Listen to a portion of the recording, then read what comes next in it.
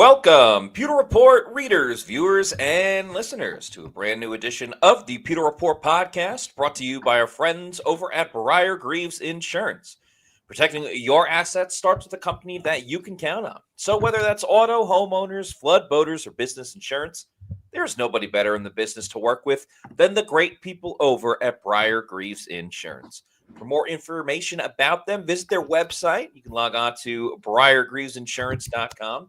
Or give them a call at 813-876-4166 and see how they can help you. Once again, that number is 813-876-4166. It is a Wednesday edition of the Pewter Report podcast, and we are in the nitty-gritty of the Bucs season. They have 3 games to go and 3 opportunities to get the job done and win the NFC South Division title. And there is no game more important than this Sunday when they go on the road and take on the Carolina Panthers, who are also 7-7, like the Bucs. Tampa Bay currently has the tiebreaker, but it doesn't really matter because they're about to play against the team who they have the tiebreaker over. So a lot to break down in this crucial game. We'll have some updates from the Bucs facility today, where we heard from Mike Evans, Baker Mayfield, Todd Bowles. So let's get into today's show. I'm your host, Matt Matera. Joined with me is the face that runs the place at PewterReport.com, SR, Scott Reynolds. Scott, hello. How we feeling about the Bucs team now that I know we did a podcast on Monday with the legend Rondé Barber. Yeah. But now that we are a couple of days removed and it's a new week and the focus is more about the Panthers than what went wrong against the Atlanta Falcons, how are we feeling about this Bucs team going into Sunday's game? I don't know. I mean, this game could go either way. It really could. I don't know who's going to win. Either team could. You know, you're looking at a Buccaneer team that has faded down the stretch, obviously, right? 1-5 since the bye week. They've lost to 2 of the lesser NFC South teams in back-to-back games at home. What leads you to believe they're going to beat the better NFC South team on the road? I don't know. It's a fair point. Can it happen? Yeah, it can. But I just remember last year when the Buccaneers were a better team than what they are this year. And, it was a dogfight last year, right? And if you remember, when it's overtime. And if not for a strip by Anthony Nelson right there on Chuba Hubbard when the Panthers were moving into field goal range, well, might have been a different story. The Buccaneers would have won 9 games. Panthers would have won 6 games last year rather than 5. And we probably wouldn't be feeling as good about Todd Bowles because they would be 9-7 for a second straight season, right? So, or actually, 9-8. But they finished 10-7. Partially because of this, and they ended up doing really well down the stretch. And then, of course, they lost the playoffs the first round. But I don't know, Matt.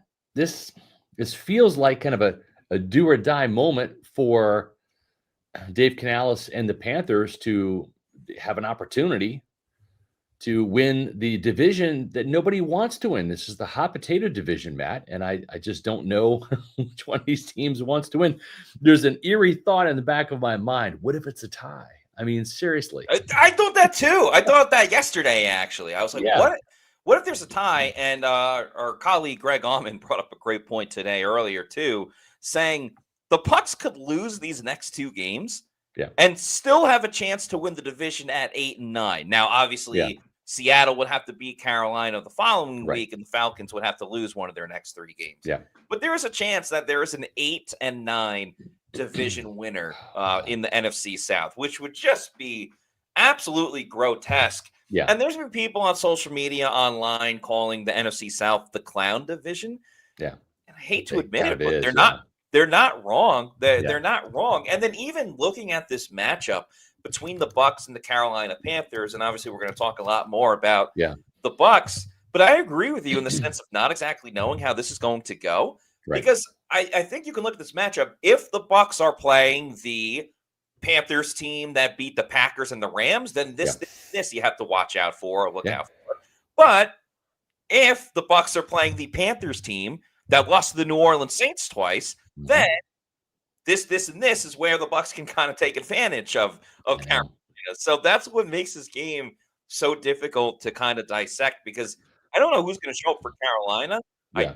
I have an idea of show up for the Bucs, at least on one side of the ball, but it makes for a huge mystery going into this game. It does. Now I'm just going to pull this up here real quick just so I can talk intelligently about this.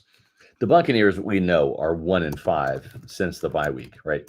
The Correct. Panthers have been a little easier to figure out in terms of what they're going to do, and if history is going to take hold again this week, recent history, then that means the Panthers are going to beat the Buccaneers. I say that because ever since week 7, when the Panthers beat the New York Jets, and they did have 2 wins prior to that. They beat the Dolphins 27-24. They beat the Cowboys 30-27. But then they beat the Jets at New York 13-6. And then since then, it's been loss, win, loss, win, loss, win, loss. And we'll find out on Sunday if they continue that pattern. It's been crazy. Since that Jets game, they have lost to the Bills 40-9. They have beaten the Packers 16-3. Then they lost at home to the Saints 17-7. Then they beat the Falcons at Atlanta in overtime 30-27. Then they lost to the 49ers on Monday night out in San Fran 20-9. Then they beat the Rams 31-28. Then they lost last week to Tyler Shuck and the Saints 20-17. So it's been a little bit more predictable for the Panthers because they have been winning and losing every other week. But it just goes to show you, we don't know what to expect from the Panthers either. They should have beaten the Saints last week, but they should have lost to the Rams the week before. Correct. They should have lost to Green Bay, but they should have beat the Saints at home. So anything goes with both of these teams. It just, you look at the trend of things. Well, the Panthers have more wins recently than the Bucs do. It just, they happen every other week. And so if you're Carolina, you got to be feeling pretty good about this week, because this is the week you're supposed to win, according to recent trends. And they would get the next time they're supposed to win as well. That's right. They would sweep the Buccaneers. History holds. Yeah. So now the one thing the Bucs do have going for them in terms of, I guess, like trends in history, because obviously it still needs to get done on the field. But Todd Bowles said earlier today, they have been in this position before. Yeah. And the Carolina Panthers have not been in this position. Now, on the flip side, Dave Canales was in this position, but with the Tampa Bay Buccaneers getting the job done. And, maybe that crept into the heads a little bit of Carolina of, wow, this is the first time we can kind of control our own destiny. And then they obviously got in their own way, losing to the New Orleans Saints on Sunday, knowing that if they had a win, it would be a huge step for them because the Bucs lost on Thursday. So they already knew kind of the fate of the NFC South going into that game. Right. The Bucs, at least, despite all the flaws that they've had, they can at least rely on a lot of experience in terms of must-win games. Yeah. Got to have it, going on the road, winning games, going to Carolina and winning as well, even though that's kind of been some dire straits kind of situations for them. Yeah. Right. So, twice over the last 2 seasons. So if you want to rely and lean on experience in this upcoming matchup on Sunday, the arrow certainly points towards the Bucs. But outside of that, there's not too many things that you can point at and say, this is going well for Tampa Bay. There's maybe a couple of things, especially at the wide receiver position of Mike Evans, who we spoke to today. Yeah. But everything else, I don't know, kind of trends better for Carolina than it does Tampa Bay. Yeah, it does. I mean, the last time the Panthers played at home, they beat the Rams 31-28. That's an accomplishment. I mean, that's a better win than any win that the Buccaneers have had this year, right? No doubt. In terms of quality. And it was more recent than anything the Buccaneers have had. I think you look back and say, all right, that Seahawks game is probably the best win on Tampa Bay's schedule, and that's week 5, man. That's a long time ago. We have a comment here from Adamp Park, who says, I love you guys, but this is like the third must-win game of the year. And they did win the last two. Shake my head. Yeah, that's right. Every single game from here on out, you're going to see the must-win game alert. As a matter of fact, we even have it on tomorrow's just to emphasize, right? This is tomorrow's show, right? We're going to promote this already here. The Bucs' biggest game of the year, must-win game alert. This is as big as it gets. This has turned into a 3-week season. Winner take all, Bucs versus Panthers. And here's the crazy thing, Matt. You mentioned the fact that the Buccaneers could mathematically still win the division, right? If they finish 8-9, and nobody wants to see that. And it could also be the case, I think, for the Panthers too, if the Bucs finish 7-10. This is kind of crazy, but we give the Saints a lot of crap. The Saints are sitting at 4 wins right now with back-to-back wins over these two teams, 24-20 on the road in Tampa Bay, beating the Buccaneers, and then they beat the Panthers last week at home 20-17. Their next 3 games are versus the Jets, at Tennessee, and at Atlanta. The New Orleans Saints could actually finish with 3 more wins. They could win out. They could finish with 5 straight wins. Tyler Shuck's playing good football. Saints defense is kind of coming alive right now in the first year under Kellen Moore. And as much as it pains me, because I absolutely hate the Saints, they could finish with 7 wins this year. Like 1 win away from the division title if either the Bucs or the Panthers end up winning it with 8. It's crazy to think about. Or if the Buccaneers lose out and the the Saints win out, the Bucs all of a sudden could be tied with the Saints in the division with 7 wins. How depressing is that thought? It's certainly gloomy, and I think it speaks to one kind of going, holy crap, like the Saints would have the best momentum ending the season more than anybody else in the NFC South. But 2, and this goes, Ian Rappaport, he tweeted one thing yesterday that was quite controversial about former Buccaneer great Devin White, which everyone immediately dunked on him, and then Devin's getting in a fight with Greg Auman. But there's something else Ian Rappaport said earlier this week about the Saints, about, that's why building culture and winning these games, even though it kind of screws you with your draft positioning, winning these games for the sake of like culture and team camaraderie and building towards a purpose is more important than, we got to lose so we get the number 1 or the number 2 pick. Yeah. And I think you see that time and time again, like Jayden Daniels. I know it's different this year for Washington, but Jayden Daniels wasn't the first pick last year, and he ended up being the best quarterback, at least thus far, out of the group.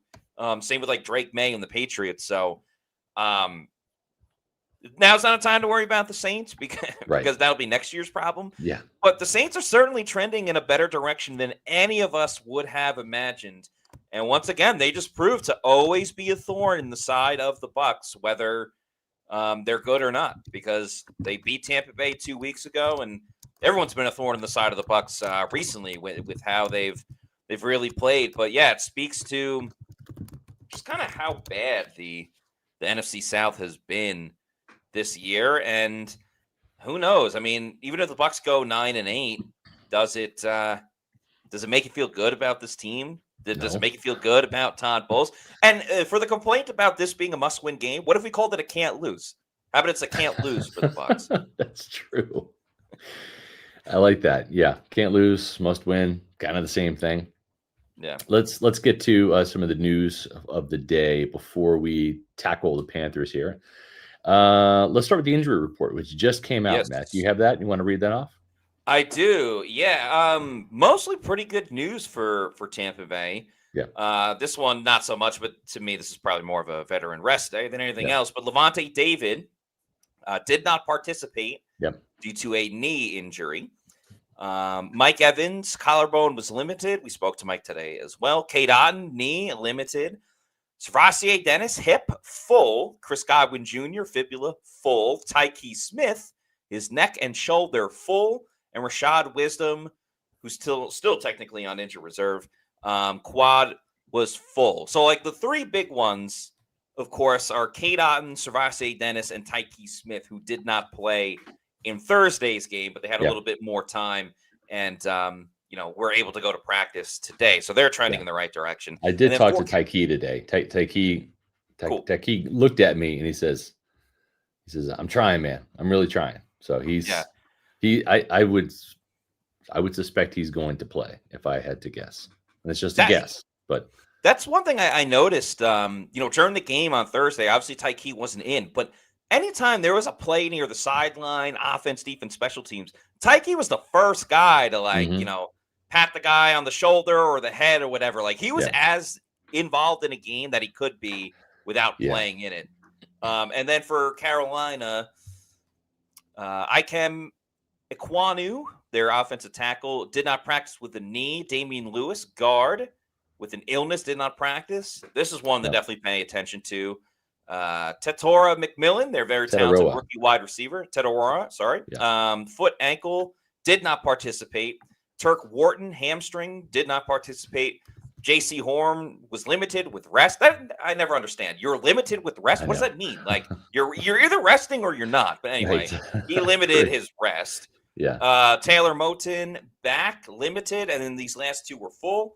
David Moore with an elbow, former Buccaneer great, yep, and in two ways with two David Moores, and Trevin Wiles shoulder full as well. So McMillan's definitely something to keep an eye on for the yeah. Panthers. And then we just kind of talked about Tampa Bay. So there is your injury report. Yeah, and I talked to, you were there too. It wasn't just me. It was like I had a one-on-one with Todd Bowles, but I did ask Todd Bowles about Tedero McMillan, who is now moved ahead of Emeka Buka for catches and yards as the most productive rookie receiver, not by a whole bunch, but by a little bit. They both have 6 touchdowns.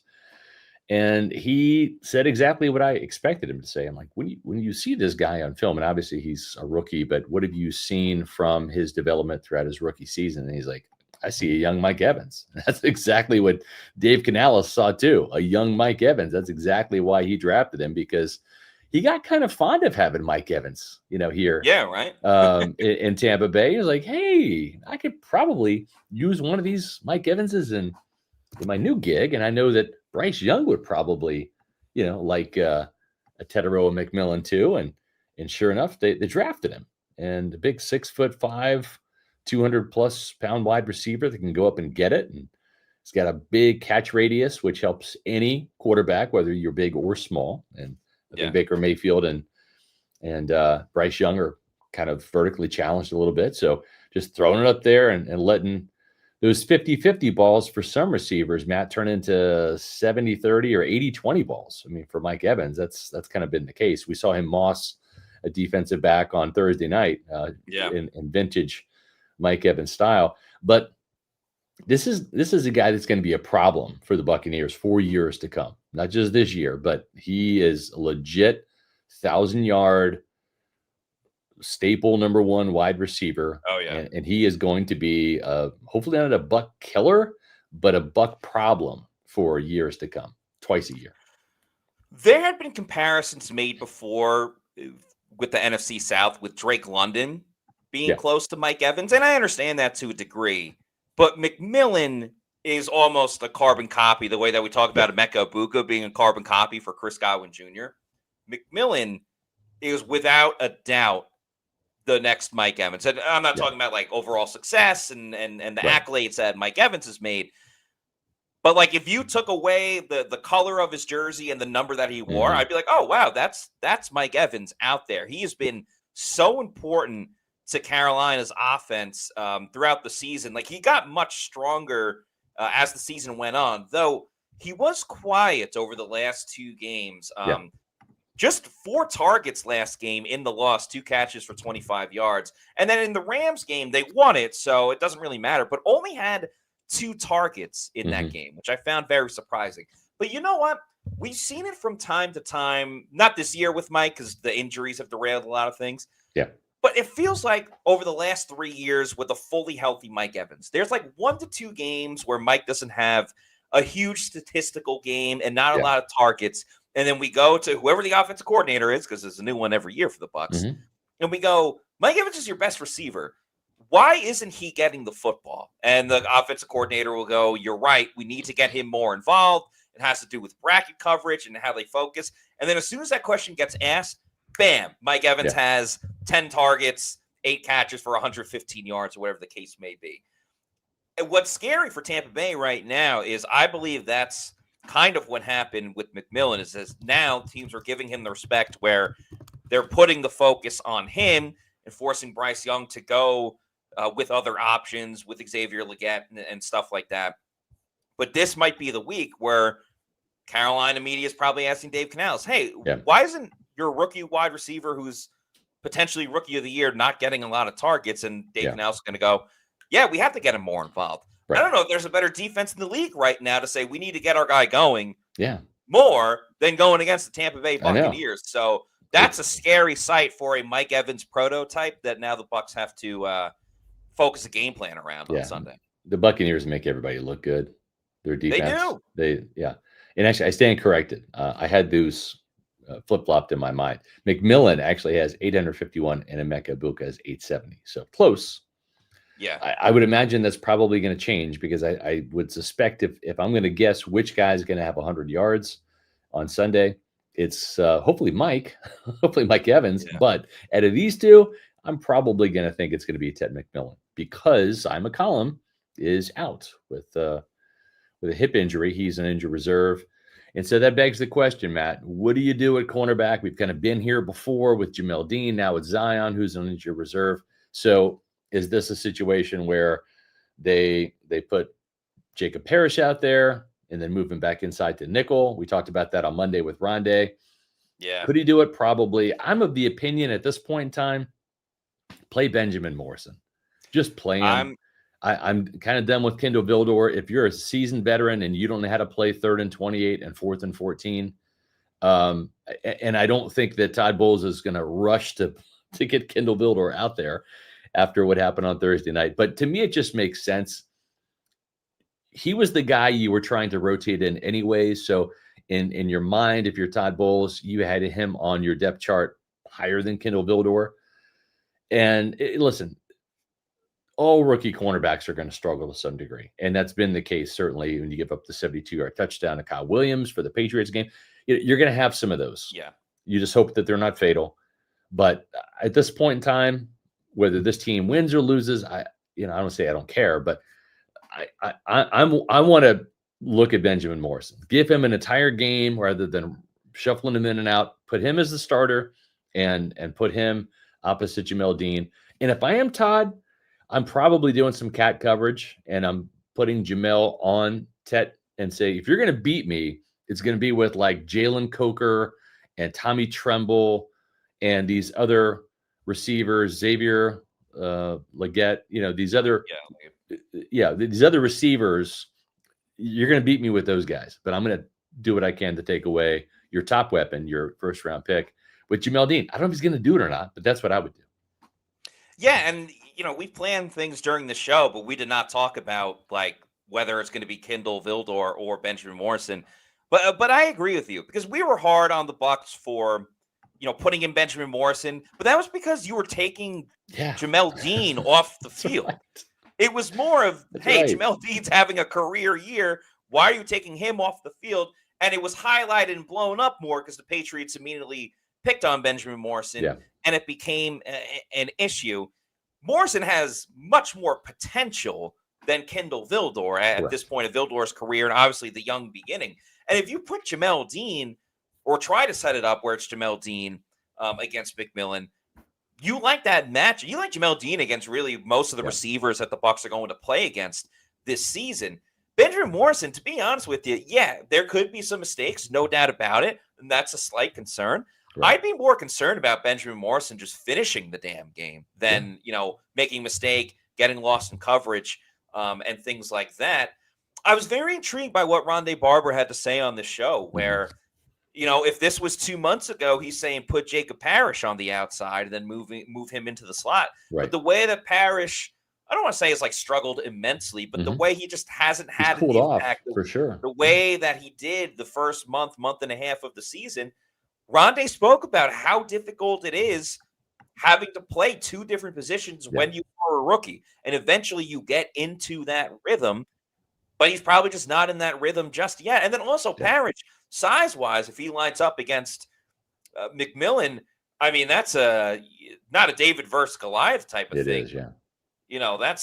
That's a gigantic mismatch just in terms of overall height. So I think Morrison is probably the lesser of two evils or three evils when it comes to this. It's not the most ideal, but you know what? What if this is the breakout game for Benjamin Morrison? Right. What if this is the game that entirely turns around what's just been a frustrating season for him? I would say mostly because of an injury standpoint than his production on the field. Maybe this is the game that, instills more confidence, and I don't think it's going to reshape the entirety of the defense. I think that's going to have to come from front and the linebacker position, but that's the best way to give it a go.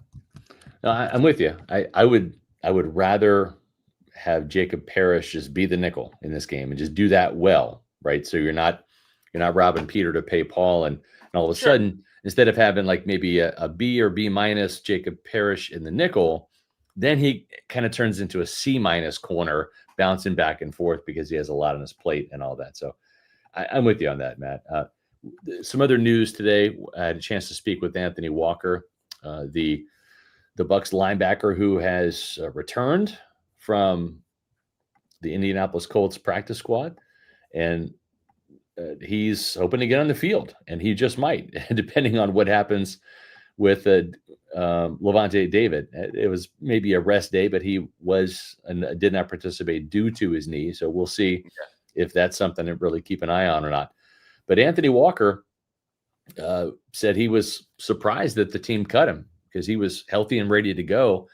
They just wanted to go with some younger linebackers. Remember, Jonathan Bullock got the last spot on the depth chart because of special teams. They opted to keep Nick Jackson. So he's kind of been biding his time just on the Colts depth chart, but he wants to stay in Tampa, not just the rest of this year, but next year too. I want to get on the field and put some good tape out there to where this team wants to re-sign me, or I can be part of the answer at linebacker for next year, right? And this is a team that's going to be needing some linebackers for sure. When Servasi Dennis is in a contract year, and I'm not sure he's done anything other than just pencil his name in as a starter for next year, again, in pencil. Right. And then you've got Levante David, who we'll see what happens, but he turns 36 in January. So they will need some linebackers. It'll be interesting to see if Anthony Walker gets on the field on Sunday. I don't think this team is totally enamored with what Deion Jones has done or hasn't done. So maybe we'll see not just him, but maybe we'll see somebody else out there. Maybe Jason Pierre-Paul gets out there, because that's the question. I've just seen so many questions from you guys. They want to know, is JPP coming off the practice squad? I want to see it too. I hope he does. I hope so. I mean, listen, if Phillip Rivers almost got the Colts to a win over Seattle in Seattle, and he threw a touchdown. If Phillip Rivers can throw one touchdown pass in 4 quarters, Jason Pierre-Paul can record 1 sack in 4 quarters, depending on how many snaps he gets. But to go back to Anthony Walker real quick, he has fresh legs. Like, he was on Indy's practice squad, but he didn't get elevated for any game. So he doesn't have the wear and tear on his body the way that, other guys that you're kind of signing and stuff might have during the season. And I can't sit here and say that, oh my God, he was tremendous for the Bucs when he was here, because it was OTAs and minicamp. Like, he wasn't wearing the full pads and stuff, didn't even participate in training camp because of his injury. But in the time that he was practicing with the Bucs, and yes, he has a great relationship with Levante David. I'm sure that helped a lot of the camaraderie. But I mean, he was one of the most vocal guys out there, calling out stuff, making plays, getting involved. And again, would that have translated to helping the team maybe win a game that they lost this season? I don't necessarily know. But I think at this point with the Bucs, whether it's Walker, whether it's JPP, you kind of just got to throw darts at the board and see who's going to help this team go and win games. And that's why try JPP. Nothing else is really working on the edge.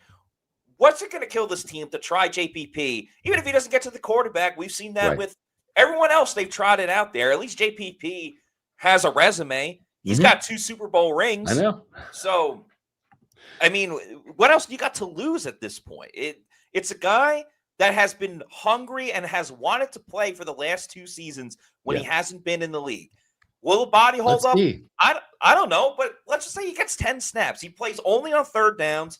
Anything that's 3rd and 5 and longer, Yeah. JPP's in the game. Screw it. Give him 4 snaps a quarter. I agree. Then what's it? Just whatever that put comes him out to. in on as a designated pass rusher. Just Yeah. on 3rd and long. Many- Just have many him players out have there done with that. Yaya. Yeah. He's only I think 6 sacks away from 100. He's not going to get that in 3 games unless he, has the most incredible comeback of all time. But who knows? If JPP records 2 sacks in 3 games, that's at least worth the training camp invite next season. So there's a lot to play for with JPP as well, especially again because they just have not gotten any production from the edge rusher. So yeah, why not? I think JPP, just from his menacing look, can probably strike some fear into Bryce Young. I'm with you on that. And Calais Campbell, he's 37, 38 years old as well. Something like that, yeah. Yeah. So, who knows? We'll get to some of these super chats here, but what we want to take care of some business first, the injury report and all that stuff. So when is Kalijah coming back? Solo Real wants to know.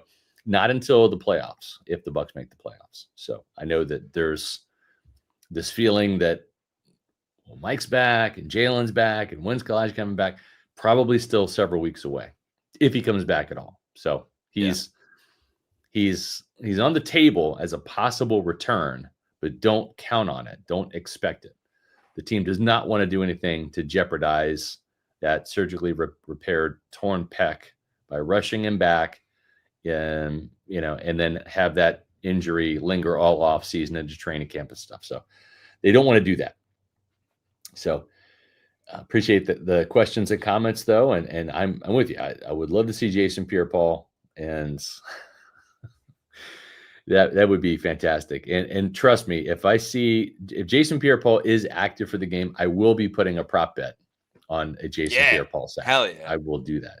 And I hope it's like really, really like low odds too. Like plus 800 or plus 1,000. I mean, give me some good odds here. Let's catch it. The way Todd Bowles runs his defense, I might put a prop on JPP to record an interception. Just I know. How he decides to run it. He's done it before. Even, I want to say he had 2 interceptions in the Super Bowl season of 2020. Yeah, he had 2 with the Bucs, and I think he had 1 with the Giants back in the day. I know he had a defensive touchdown with the Giants as well. So, who knows? I hope we get to see JPP. He definitely wants to. So, we'll see. Let's get to these super chats. Thanks to Todd G1322. Thank you for the $4.99. Says, watch the 2020 Super Bowl earlier to lift my spirits. Scott, what is your honest take on Byron Leftwich? Did he genuinely contribute to the offense? Yeah, I mean, it's not like he didn't do anything. He did. Yeah. I mean, he helped the team prep and all of that. But a couple things. If you look at what happened with Byron Leftwich after he got fired, and I'm not sure what he's doing now. I don't believe he's coaching in the league. I think he tried to get coaching jobs in college and the NFL, and the league just said no. Because the league knows what I knew when I called for him to be fired, and then I reported that he was going to be fired. We were the first to break that story literally minutes after the Bucs lost to the Cowboys in Tom Brady's final game, that wild card game at home. The reason why is because the Buccaneers won the Super Bowl in 2020 and then lit it up in 2021 because of Tom Brady and 4 weapons. It's impossible for any defense to take away 4 weapons. A great defense can maybe match up well against 3, like a great secondary, like great linebackers and secondary can match up pretty well with 3 and really, cause some problems. Any defense, any good defense can take away 2, right? And the proof of that was when this team had Mike and Chris and AB and Gronk, Brady knew where he was going with the ball before the snap, based upon the down and distance, based upon the pre-snap read, based upon the personnel group, which matchup he liked better. He just knew that. So Byron didn't have a lot to do with that. And matter of fact, Tom Brady was the one who kind of said at the bye week, we need to get the running game going here because it got to be a little too throw. And that's what you get sometimes when you're an offensive coordinator who used to be a quarterback. You rely on the passing game, right? Brady didn't want to throw the ball as much as he had to. And so then 2021 happens and all that. And then you saw what happened in that NFC divisional playoff game when AB pieced out against the Jets and Godwin got hurt later in the season, they really had Mike and they had Gronk, and they scored 3 points in the first half against the Rams. And that was a harbinger of things to come, because the next season Gronk retired, AB was still gone, and you had Mike and Chris, but you won 8 games. So that's why he was fired, because he didn't know what to do without Brady and all those weapons. He couldn't scheme the Buccaneers to have success offensively. And that's why they went from 30 points per game to 18.9 points per game with Tom Brady, with Leonard Fournette still, and with Mike and Chris. So did he contribute to the offense? Yes, but he was way overrated as an offensive coordinator. And I think the league knew that, because that's why he hasn't gotten any job since. Not Yeah, even as a quarterback's coach. He just became too predictable. There wasn't enough differences in the game plan. And I'm not saying like you got to run a flea flicker or a trick play or something like that, but it was the same thing time after time. I mean, I still remember teams jumping the screen pass and D linemen almost taking a pick six to the house because they knew it was going to be a screen to Chris Godwin in the slot. And they just spam that play over and over and over. Like Chris Godwin, remember, came back from that torn ACL and led the team in receptions even after missing a couple of games, and he broke a record that year, including the postseason, for most catches by any player in Bucs history. And that's awesome and fantastic for Chris Godwin Jr., such an important guy in the history of the Bucs. But like 20% of those catches were just a screenplay that sometimes worked, but in other times didn't. And, I don't want to bash Byron Leftwich too much, but when Tom Brady and the Bucs offense, Brady's last season, a lot of those wins came in last second, under 2 minutes, under a minute and a half, no huddle. And yes, Tom Brady has mastered game-winning comebacks, game-winning drives. Right. But also in those moments for that particular season, you're taking the play calling out of Byron Leftwich's hands, and Brady's calling the plays, getting everybody up to the line of scrimmage. That's right. And, that's when Rachaad White scores the game-winning touchdown. That's when Kate Otten scores the game-winning touchdown. That's exactly when Brady has to call the plays because you don't have time to huddle up. Well said. Zach Jarvis, thank you for being a Pewter Report YouTube channel member for 11 months. I appreciate you. Says, is it bad I prefer us to lose? Because there's no way in hell this team is going to the Super Bowl with this defense. I love the Bucs, but I'm being realistic. You're fine to want the team to lose. I don't have a problem with that. I understand that. Back when I would play Madden, I would sim a season and I would try to lose all the games so I get a higher draft pick. And I get that. This team, I don't have confidence. Even if you win 3 games here, right? Who are you going to beat? You're going to beat Carolina Panthers. You're playing an NFC West team, pretty much. Yeah. You're beating the Carolina Panthers. You're going to beat Quinn Ewers, who's now going to be starting for the Dolphins, not Tua, Quinn Ewers. And actually, I think that probably gives the Dolphins a better chance of beating the Buccaneers. Because backup quarterbacks and rookie quarterbacks seem to do really, really well against Todd Bowles' defense. Especially this year. So Brock Purdy. Right. So, and Tyler Shook, right? So yes. Yeah. So when you look at that, and then the Panthers again in Week 18, I don't know.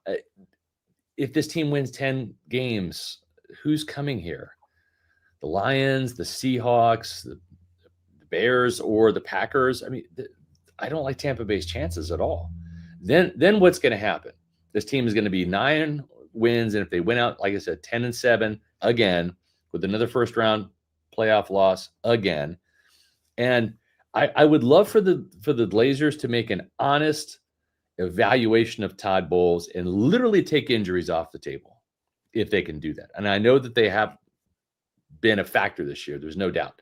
But the problem is not the injuries, which have mostly been on the offensive side. The problem is the defense, a defense that has been bolstered by free agency, bolstered by the draft, and coached by the same coaches pretty much, with Foote coaching the outside linebackers and Caldwell coming back. And the defense has regressed. And I said it today in the press conference. Todd Bowles' defense gave up 10 passing touchdowns in the first 8 games of the season. They were 6-2. In the last 6 games, They've given up 13 passing touchdowns, and they simply can't stop other teams in the red zone from scoring touchdowns.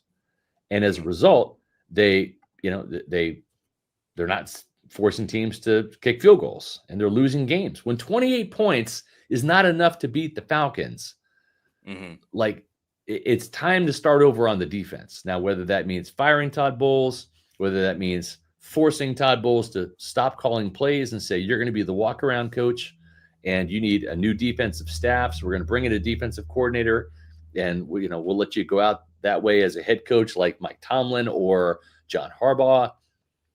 I don't know, but the defense has got some real serious problems, and it's clear based upon Todd Bowles' own words, he doesn't have the answers to solve it. No, he doesn't. And like even hearing Baker Mayfield and Mike Evans today being like, we got to finish the game. We are up 14. Yeah, that's true to a degree. But, Baker said, don't blame Todd, blame me. No, like a lot of that blame's got to go to Todd because, okay, what about the Bills game? You scored over 30 points. That's right. But Buffalo scored 44, whatever it ended up being. So to me, the defense is way more of the problem with the offense. The offense has suffered much more of the injuries on that side of it. There's no doubt not having Kalijah Cansey hurts a lot, but I mean, compare that to the offense and what they haven't had this year. It's not even close. And just to answer Zach's part real quick, Zach, like you have Bucs apparel. I'm sure you have other like memorabilia. I'm sure you've gone to games and go to games, plenty of games throughout your life and the history of the Bucs. If you're paying money to support the team, whether it's a jersey, whatever the case may be, you have every right to like be angry with the team. Like I've hate watched the New York Mets for several years, the Jets growing up when they've sucked, Knicks. Like I will hate watch my team, and the reason why you want them to lose specifically for the Bucs is because you want either change or you want to see them get better. But what I would say is that if the Bucs to me are still in a position where after the season, if you get a ticket into the postseason, you never know what can happen, even though likely it'll probably get smoked. But this team, to me, is an off-season recalibration away from, being right back into the mix once again. From they did start wins again. And I've watched the docu-series, and I've watched all but I think 3 episodes, the last 2, and I haven't watched the second one yet.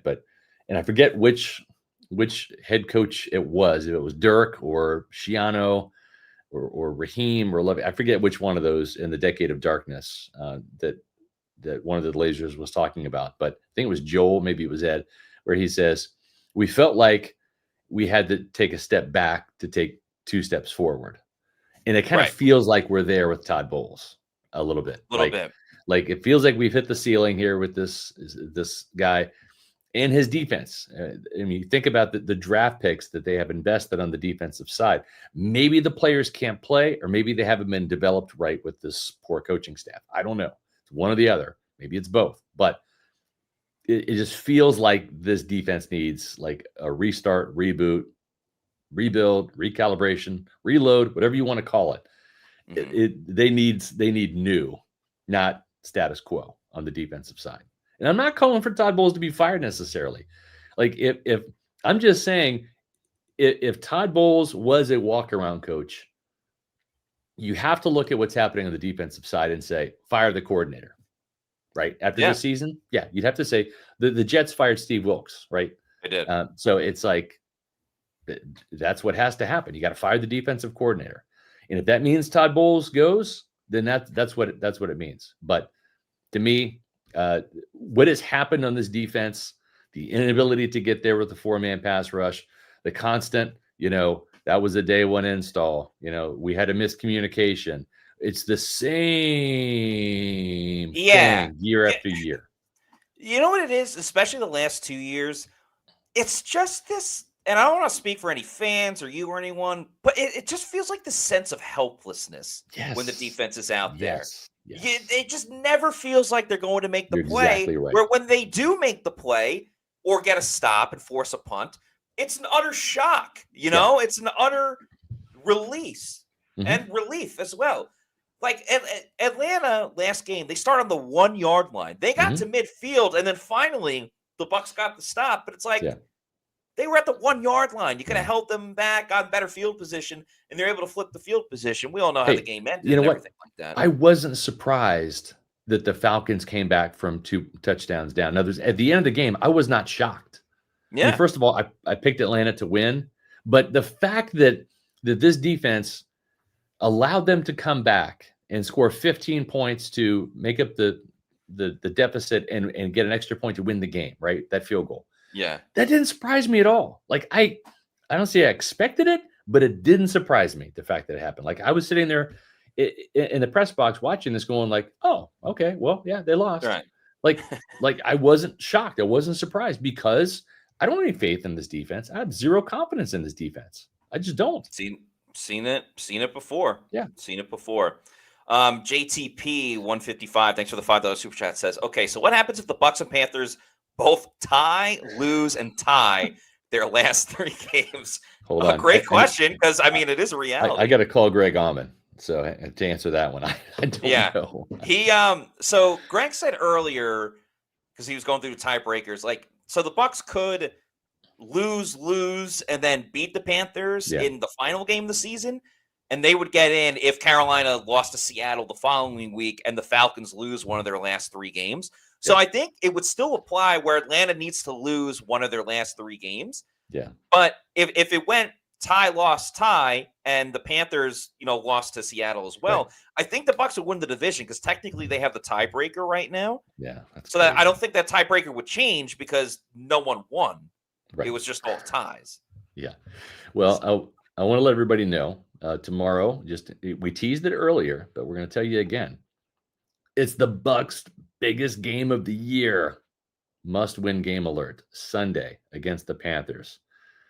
I am super excited to see what's going to happen because I have no idea what's going to happen. I don't have a good feeling about this either way. I really don't. I could see Carolina just literally giving this game to the Buccaneers, and I could see the Buccaneers saying, hey, no thanks, Dave. You take it.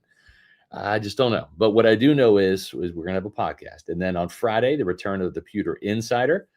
And that is a Bucs future forecast. So myself and Matt Matera are going to be open to any scenario you bring up. You want to ask us questions about Mike Evans' future, about Todd Bowles' future. If you want to get into which head coaching candidates we like to possibly replace Todd, if there is a change, we're going to entertain those. Anything goes on Friday's podcast.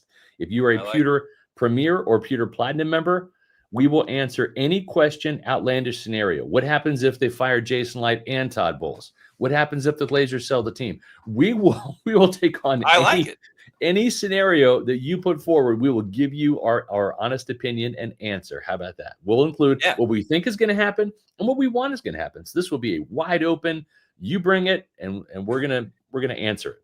Podcast. What if contract extensions break down with Baker Mayfield and he requests a trade? Yeah. What if the Buccaneers decide to trade Baker Mayfield? We'll entertain any question or comment that you have. And if you want to maybe access that Pewter Insider podcast that we do every Friday at 1:30, with the exception of holidays, you can become a Pewter Report TV channel member, and you can join at the Pewter Premier or Platinum level and have access to that.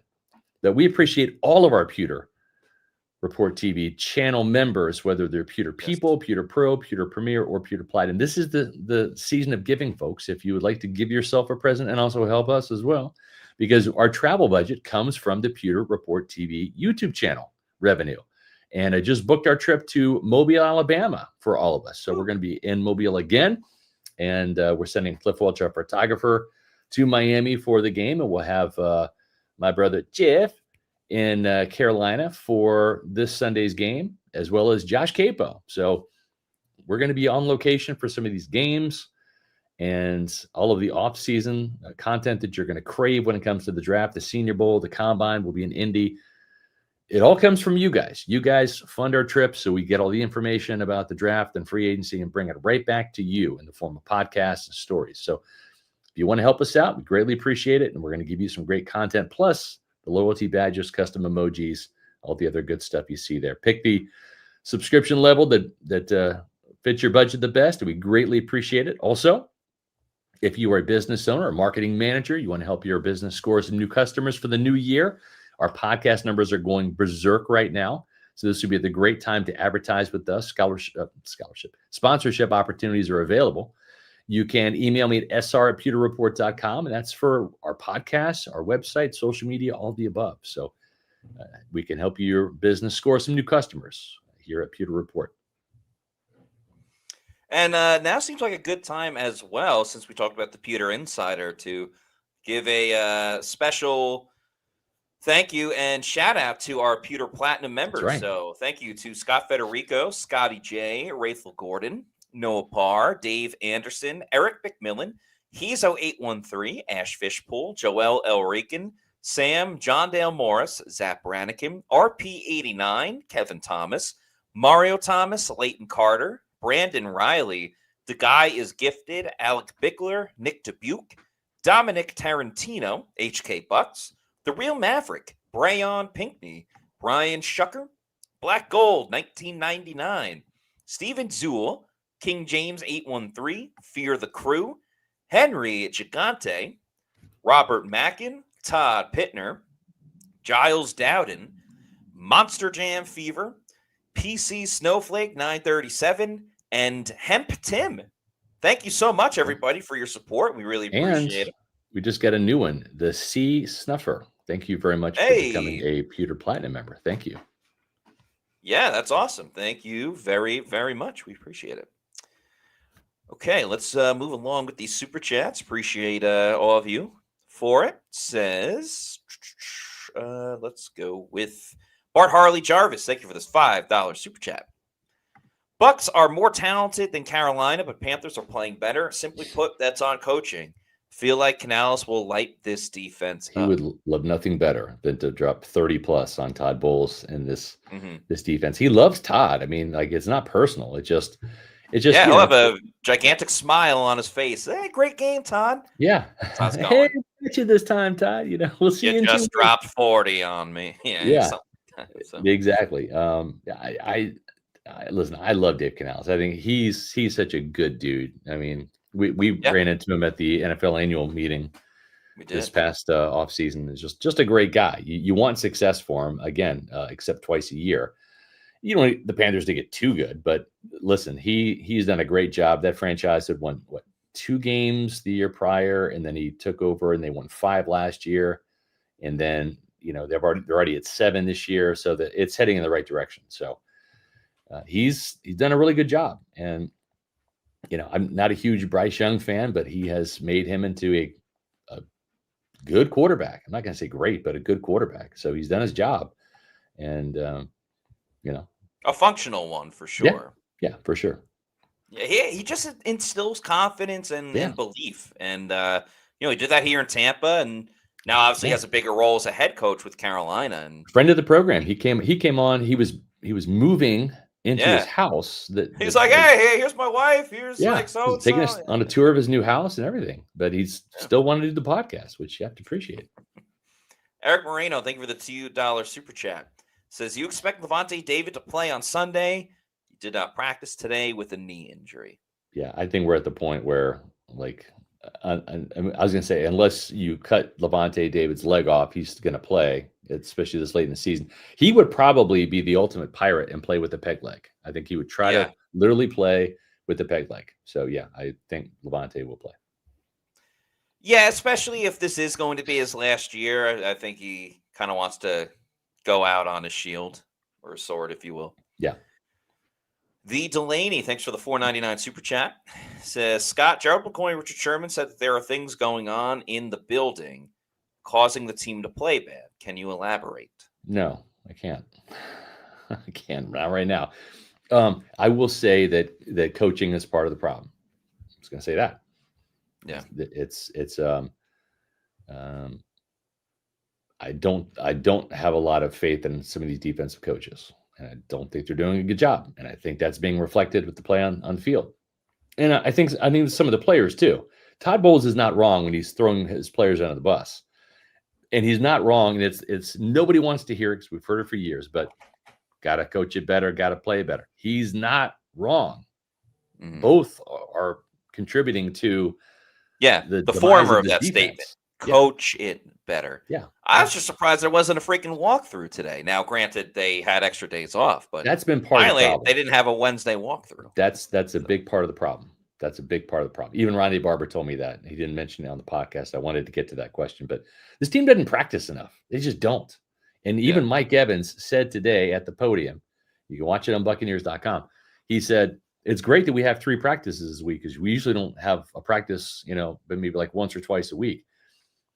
You're not going to get better without practicing. And I think part of Todd Bowles' problem and part of his inner circle, guys like George Edwards and Charlie Strong and Nick Rapone and Kevin Ross, they're cerebral thinking man's coaches, and they just want to like whiteboard this stuff and do a walkthrough and talk about it. And it's like, it's not getting through. Some of these players need reps, and they have to go full speed and get to the right landmark at the right time. And they got to see it at full speed. And if you're not doing that and you're expecting these guys to do it out there, they're not the defensive mastermind. They're not the guru. They're not Todd Bowles, where he has everything up here. Some of these players don't. They gotta rep it. Yeah. And they're not getting the reps. And that's a huge part of the problem. If you don't believe me, ask Ronnie Barber. He'll tell you that. We talking about practice, not a game, not a game. Yep. We talking about practice. Yep. Willie James, thank you for the $2 super chat. Says, Zion, what are you doing? What are you doing? Why are you on injured reserve? You just had an interception. What happened?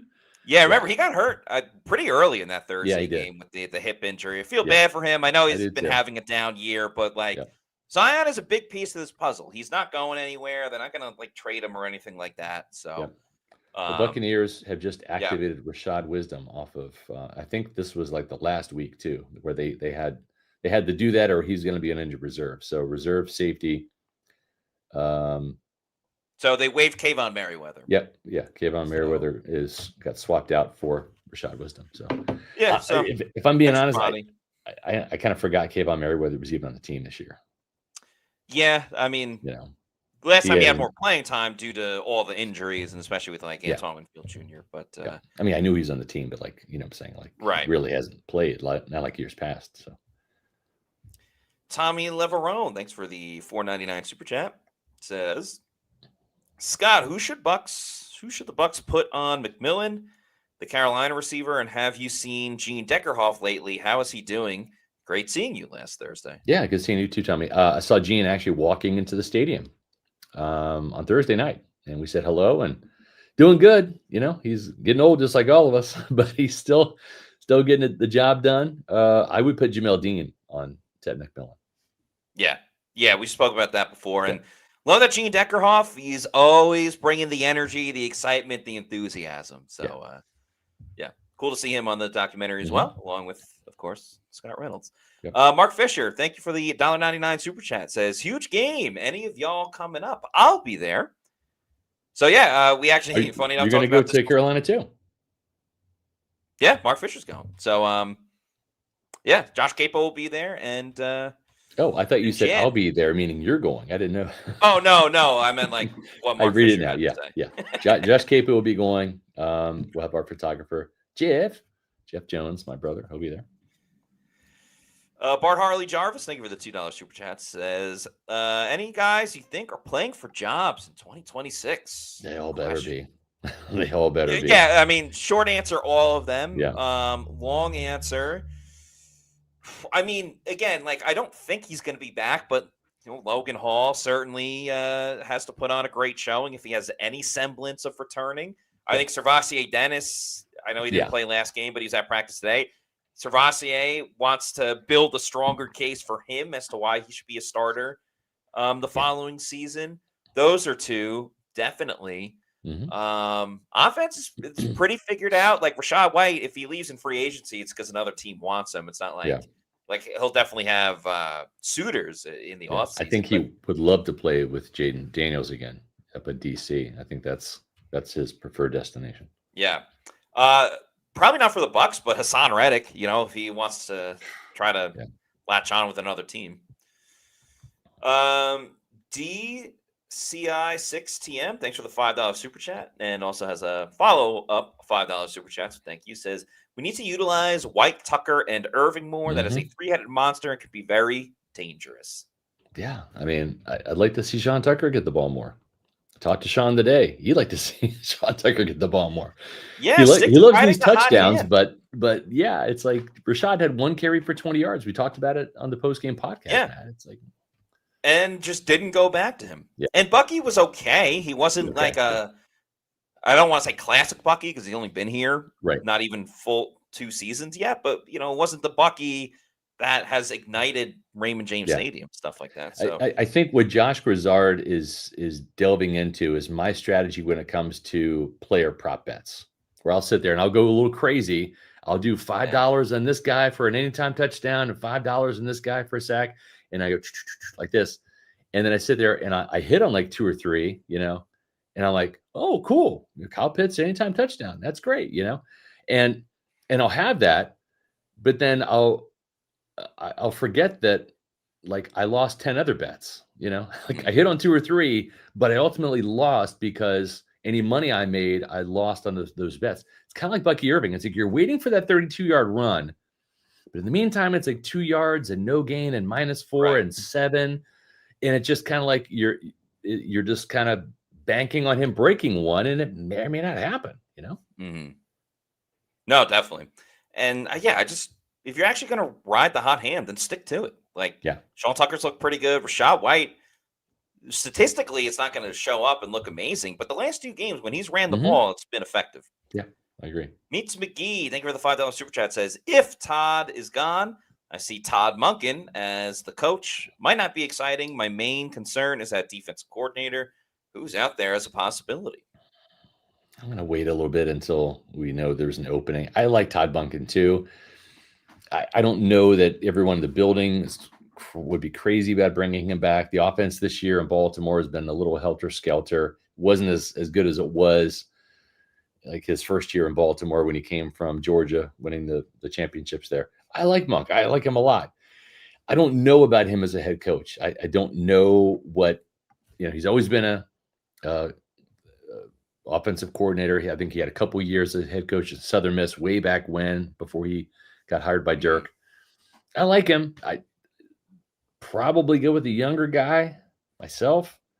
Yeah. But if you're going to go offense, there's not a lot of great offensive coordinator candidates out there in the 2026 coaching cycle. So if you're destined to get an OC guy, probably him. But I think even Monk would tell you he prefers calling plays from the box more so than on the field. So if you're going to hire him and he's going to call plays, he's probably better with that bird's eye view. He's done that at Georgia. He's done that at Baltimore. Even when he was calling plays here, go back to that Ryan Fitzpatrick game where he lit up the Saints in the season opener when Jameis was suspended.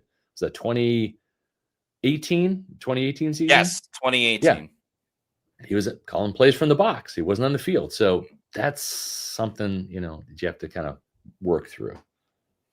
Yeah, and then as far as like who would be a defensive coordinator if Todd Monken was the head coach, I don't know all of the like assistant defensive coaches across the league, but one guy that's not in the NFL right now that has a ton of NFL experience and is calling defensive plays at the moment just kind of came to mind.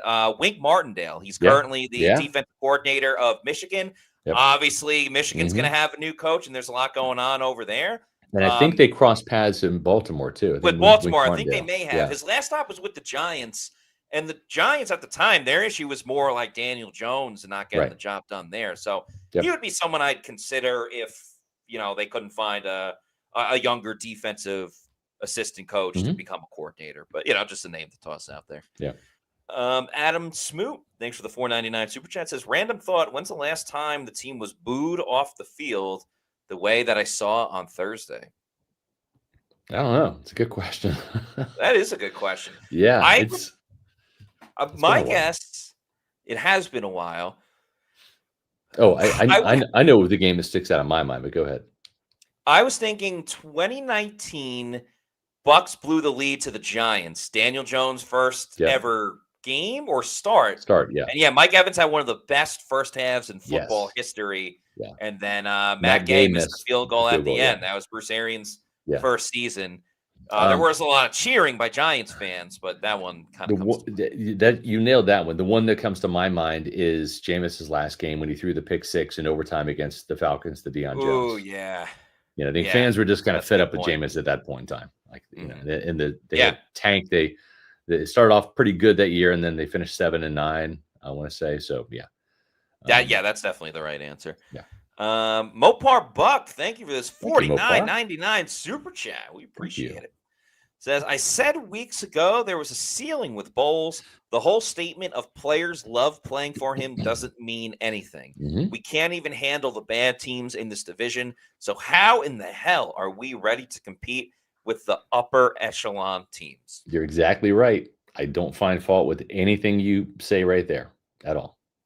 And that's not because you gave us $49.99. You could have given us 49 cents. I would agree with you. So, yeah. I think it's a little bit, it's not an X's and O's things at this point, but you know, right now it's going to be fight or flight for the Bucs. And sometimes when your back is against the wall is when you play your best. So I don't know, maybe something kicks in for this team going against Carolina, knowing that this is your season right now. And maybe because it is a better opponent, there's more focus. Maybe the extra days off really helped this team. But there's no logical or sensible reason to say, oh yeah, like the Bucs should take it to the Panthers after losing their last two games. Zach Jarvis, thanks for the $1.99, says, how is George Edwards? See a problem too? Yeah, I mean, I'm not a fan. I'm just not. I mean, he's the pass defensive coordinator, and they've given up, by my counts, 23 passing touchdowns so far this year. That's a lot. Right, 10 in the first 8 games, 13 in the last 6. That's not good. So I mean, I'm not a fan. I didn't like him as an outside linebackers coach at all. I don't know what he's doing right now.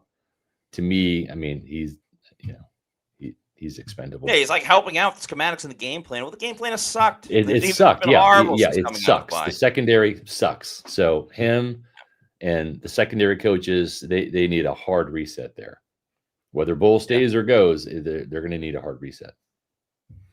Meets McGee, thanks for being a Pewter Report YouTube channel member for 11 months. Thank you. Says, is Bryce Hall still on the practice squad? Yeah. Yeah, I'm surprised they haven't elevated him once, especially with some of the injuries. And especially with the performance that they've gotten from some of these corners. That has really surprised me because I thought he was a quality backup signing last year. Now he got hurt the first game, so you didn't get to see that. He was the number 3 cornerback last year. Yeah. You know? I'm quite, and I understand the philosophy of getting Benjamin Morrison ready because he's a 2nd round pick in the future. Yeah, it's just really like, especially even Thursday's game. You didn't have Zion got hurt in the game, but you didn't have Benjamin Morrison. Yeah. So your only other option was Kindle Vildor. Like there was no thought to calling up Bryce Hall. Just I don't know. Eric Moreno. Josh Hayes. Josh Hayes is the next. Well, yeah, I guess technically. Right. Eric Moreno, thanks for the $2 super chat. Says, is there a chance T-Mac, obviously the Panthers receiver, misses Sunday, did not practice with a foot injury? I don't know. I could text Dave Canales. Sure. But I don't think I'm sure he'll give away that information. Right. he'd probably say, normally would, Scott, but not this week. Ha, smiley face emoji. Love Dave. Good guy. Yeah. Mopar Buck, thank you for this $19.99 super chat. Thank you, Mopar. You're the best. Says, rampage also, today. I love it. Me, but I feel like Bull's comments of move on is starting to bother me. We need a coach and a team that is still pissed off.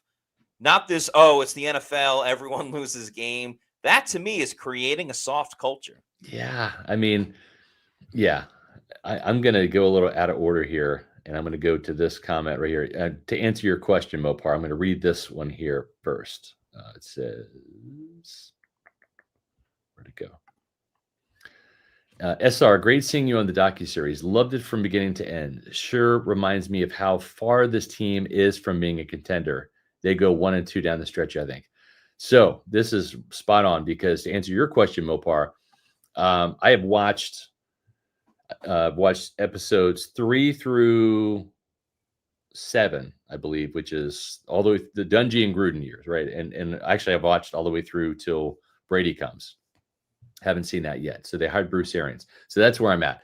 But all of those memories came flooding back to me because I've covered this team since 1995.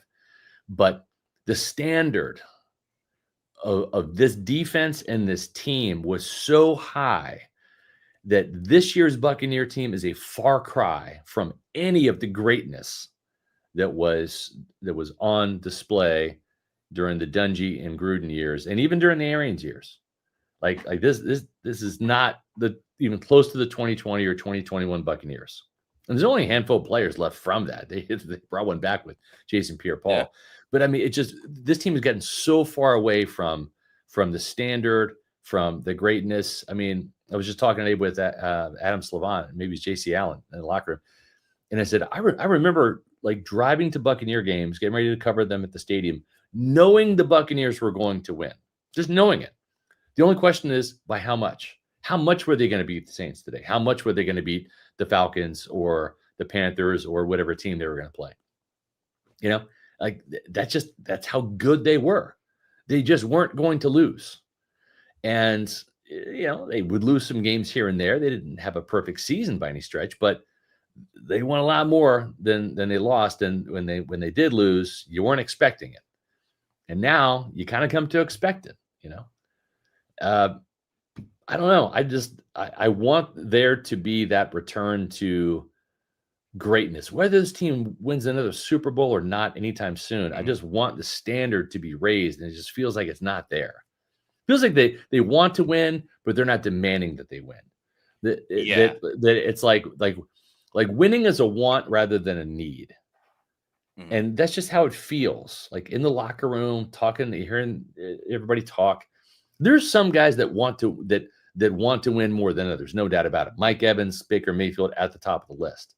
But I just don't think that it's a need at one Buccaneer place. It used to be a need.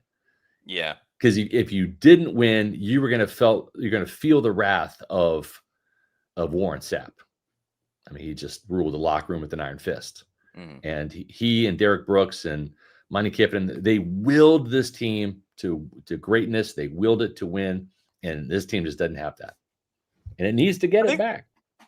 I think we try to be pretty realistic on this show. Mm-hmm. And, you know, every year fans want the team to win the Super Bowl. That's the ultimate goal. Realistically, it's difficult to do that year after year after year. I mean, sure, there are dynasties. We just saw it with the Chiefs, the Patriots back in the day. Yeah. But odds are, like, if you win a Super Bowl, it's kind of tough to win that next one 2 in a row. But I think the best thing realistically that you can ask for from a fan base and stuff like that is to have your team consistently be in the conversation for the pursuit of the Lombardi Trophy. And right now, the Bucs aren't in that conversation, and they don't really even look close to that pursuit. And that's exactly. If you go back to the 2023 season, right, where the Buccaneers, they advanced and that they lost to the Lions, that kind of started the Lions like reign, right? Like that 2023 season, they went to the NFC Championship game, right? They won 15 games last year. They just ran at it, healthy bodies on defense. They've been banged up a little bit. They lost both of their coordinators this year. But you know what, Matt? I feel really good about the Lions' chances next year because you have Jared Goff. You've got Amon-Ra St. Brown. You've got Dan Campbell as your coach, right? Mm-hmm. Like the tone is set. The expectations are there. Like I expect the Lions to be good, like for a long time. They may not win the division every year, but they're going to be in the playoffs every year. They may not challenge for a Super Bowl every season, but they're a lot closer than other teams. And I just don't feel like the Buccaneers are in the Lions class. And that kind of showed on Monday Night Football up in Detroit, you know, back earlier in the season. But I feel better about the Lions' long-term prognosis with Kelvin Shepard, you know, calling the defense now and all this, rather than I do Tampa Bay and Tony Dungy and, you know, not Tony, Todd Bowles. He might be running out of time like Tony Dungy did, you know, where like you have a window and you hit a ceiling and then it's time to move on. I feel like we're there. Which is a perfect segue to this $5 super chat from our guy Hezo813 with a good question, but a tough question. Yeah. SR, Matty Diamonds, putting both your feet to the fire. If you had to bet your mortgage right now, does Bowles and staff return in 2026? I think Bowles has a better chance of returning than his staff, because I think if he does return, the Glazers and Jason Light are going to mandate that he make some changes to his coaching staff. I think that's going to be kind of an ultimatum. It's like, you want to return, like, we're going to have some say-so in your coaching staff and all of this. Because if this same group returns next year, I don't see them. I don't see them winning, 10 games or more next year. I think if this status quo happens, and my big concern is they just chalk it up to injuries. Oh, well, if this team wasn't so banged up this year, they would have won 12 games. No, the defense is terrible. The defense is not good. You give up 28 points, 29 points a game, which they have since the bye week. No, you got to score 30, 35 points on offense every game to have a chance to win. No. And your head coach is the defensive play caller. It's his defense, his players that he's choosing to start. That's a problem. And Scott, there's been a precedent with the Glazers, as seen in the documentary, when it came to Tony Dungy. I believe it was Shula who was the offensive coordinator. Yes. And the Bucs did not have a good offensive season. And Tony Dungy even said on the documentary, I liked him. I thought he was good, but the Glazers stepped in and said, we need better offensive production. That's right. You have to fire Shula. Mike Shula, Yeah, Mike Shula. Then they brought in the next offensive coordinator. Mike Shula was actually at the Pro Bowl in Hawaii, because this is back when, like, if you lost in the championship game, you got to coach the Pro Bowl. They fired him at the Pro Bowl, and they sent him home from Hawaii. I mean, that's how cutthroat that was. Yeah, that's tough. So then the next coordinator, and forgive me, I'm forgetting the names, but the next coordinator comes in. They have a much better season. Yep. Yeah, Les Steckel. But then Dungy fired Les Steckel. Yep. After one season, even though their offense was better, and the Glazers said that kind of started the friction with Tony Dungy, a little bit of the friction between Dungy and the Glazers. And then when the next new coordinator came in, and they didn't get that production, Mike Christensen, who eventually came back to Tampa. Yeah. Then that was kind of it for Tony Dungy. So to kind of answer this for Hezo, I would bet my mortgage that certain coaches in the secondary are not back next season. Bulls, it's tough, because essentially this comes down to you're betting on what is the Bucs record going to be in the next 3 games. Yes. If it's 3-0, Bulls is back. If it's 0-3, he's probably as good as gone. Right. If he's 2-1 and those 2 come against Carolina, I think he buys himself one more year with the thought of, I'm going to have new coaches, new philosophies, but then it's like, this is the final straw type of thing. So I will bet my mortgage. Yeah.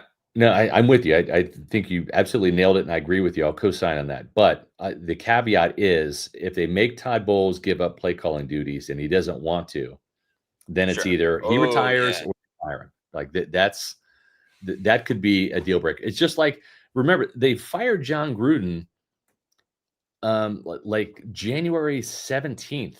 Like, this was like weeks after the season. This wasn't a Black Monday firing when they fired him and Bruce Allen, the general manager. They fired him because after the season, they wanted to know, John, what's it going to look like in terms of, what's your plan?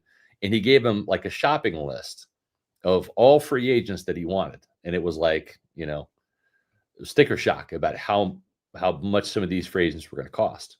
And the Glazers just looked at this and said, we want to build through the draft. And you and Bruce Allen have drafted 1 Pro Bowl player in 7 years. One. It's Davin Joseph. And they just said, we don't like the direction of this team. We don't want to be a constant churn the wheel and sign 33-year-old free agents at premium prices. We want to draft and develop like we did and get guys like Mike Allstott, Derek Brooks, Warren Sapp, John Lynch, Rondé Barber into this organization and have them grow and win. And so it was a difference of philosophy that caused them to fire John Gruden the year that they gave him a contract extension in 2008. Gave him a contract extension in the offseason, fired him at the end of the season. That could be what is a friction point for Todd Bowles, is if If the Glazers or Jason Light or both say, we don't mind you coaching the team as a Tony Dungy kind of walk around coach, but even Tony had Monty Kiffin calling the defense. You find another defensive coordinator and take that off your plate, and you can be the leader of men here. I don't know if he's up for that because I think Todd likes calling plays. Yeah, he certainly does. That's why I think if I'm betting on it, I think Bowles stays, but many coaching staff members go. Yeah. We have a $4.99 super chat from Miller23B. Thank you very much. Says CJ Allen, Georgia, or Falk from Auburn should be a focus in the draft for those glaring team position needs. Honestly, better whole draft in 2026 could be defense. I like CJ Allen, the linebacker from Georgia. Falk, he's kind of a big power rusher. I think they need some speed. I think they need like the younger version of Hassan Reddick, the double-digit sacker. They need a juice guy, a guy like Shaq Barrett, who can come in and bring some speed off the edge. I think they've got kind of that big guy in Yaya, and they need a complement. They got to have somebody that has some bend, some explosion, some get off, some juice to really threaten the quarterback. Zachary Jarvis, thanks for this $4.99 super chat. When BA was the head coach, did we have a lot of walkthroughs the way Todd does it? And why does Todd Bowles keep doing it if our players don't get better? No, I don't remember this many walkthroughs at all by any means. No. Now, keep in mind, this was like during the COVID years too, 2020 and 2021. So we did a lot of our coverage remotely because we weren't allowed in the building, we're there at training camp. I remember that, but it's like, I don't know. This is more of a newer phenomenon, I think, with all the walkthroughs. And of course, the reason why is because the team's banged up, and Todd doesn't want to get players in here to practice, but it's costing you on Sundays and game days when you don't, because these players are screwing up. They're, even Mike Evans today said, we need live reps. We got to see it live. We got to practice. And like, he's not wrong. That's, that's just like me saying, if you need legal help, you need to call the folks over at Jorgensen Law. Welcome to Jorgensen Law PA, where our family's legacy drives us to fight for your rights. Specializing in personal injury, workers' compensation, and Social Security, we're committed to winning for you. No fees unless we succeed. Trust in our family to help yours. Let's achieve justice together. This team has plenty of fight, maybe unlike the Buccaneers. They are the champions of injured and disabled. They are the Jorgensen Law PA. Make sure you follow them on the web or visit them on the web at jorgensenlawoffice.com. It's jorgensenlawoffice.com, or give them a call, 727-347-7733. They're huge Tampa Bay fans too. So just know that they're on your side and your team. Get a free case evaluation. So that's not going to cost you anything. And there's no fees until they win. So can't beat that. Office is over there in St. Petersburg. Make sure you visit them on the web again, jorgensenlawoffice.com. Got two more super chats before we close out the show. FLTB 7600, thanks for the $1.99 super chat. Says, this feels like 2008 all over again. Somewhat. Yeah. And also 2018 a little bit too. Yeah. And then FLTB 7600 with another $1.99 super chat. Thank you. Says, at least Mike Smith ain't the defensive coordinator. Geez. Yeah, that was worse than what's going on. No. As I'm watching the docuseries, like I tried to black out a lot of the decade of darkness, as I call it, those bad years in between John Gruden's playoff run and Bruce Arians. And I got tormented by a lot of bad defense, like a lot of really bad defense from Mike Smith to Lovie Smith. Schiano's defense was very hit and miss. They played like cover one all the time. And so they were susceptible to big plays, and then Raheem's defense was very hit and miss as well. He fired Jim, is it Jim Bates? It wasn't Jim Bates. I can't remember who it was. Fired the defensive coordinator his first year. Then he took over the play calling, and he wasn't that much better either. So I don't know. I just want to see good defense again in Tampa. It's fun. I like that side of the ball. Points are great, but it's always fun getting the sacks, interceptions, pick sixes, drive killing takeaways, that win the day. That's fun stuff for me. One more super chat. Meets McGee, that's just $5 super chat, says Todd at his age, surprisingly a flexible guy. He's willing to make changes. Think it would be easy for the Glazers to fire him if he was stubborn. Yeah, and Todd's a great guy. I mean, that's the thing too. He's a really good guy. And not that Dirk Cutter wasn't or Raheem wasn't or whatever. Just like Todd is an A+ human being. He just is. And he's done a lot for this franchise. He helped this team win a Super Bowl. Like, so there's history there, you know, and he was part of that 13-win season. You know, granted, he did have a bad blitz call right at the end of that season in 2021 against Matthew Stafford, but he's served this franchise well. And this team did not have that implosion, Matt. They didn't have the Brady's gone, blow it up. You know, he at least won 3 division titles as they were transitioning from super old team to really young team, and with Baker Mayfield getting the handoff from Tom Brady. And that beats the alternative. It beats going back to the NFC South cellar where the Saints are right now, you know? So there is that at least. And there's also a podcast tomorrow at 4:00. It's the Bucs' biggest game of the year. It's the must-win game alert again, folks. It's going to be this way the entire rest of the season. And the great news is we have a Pewter Insider podcast for our Pewter Premier and Platinum members. That's going to be on Friday at 1:30, the Bucs Future Forecast. Ask us anything. We will give you our God's honest opinion and truth. No questions off the table there.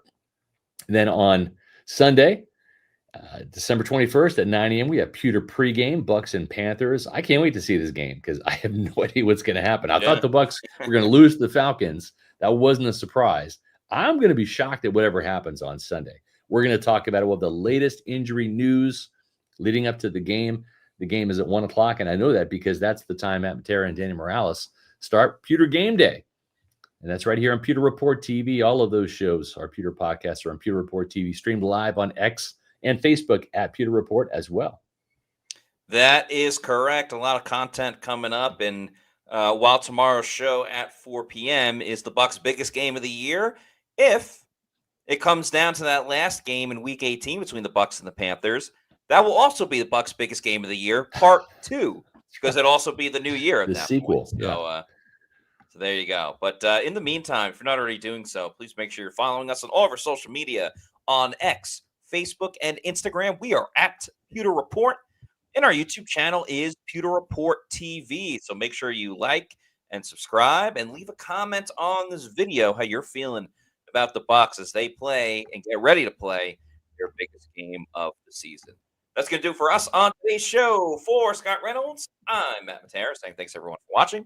We'll see you tomorrow at 4 p.m. for another edition of the Pewter Report podcast. Out.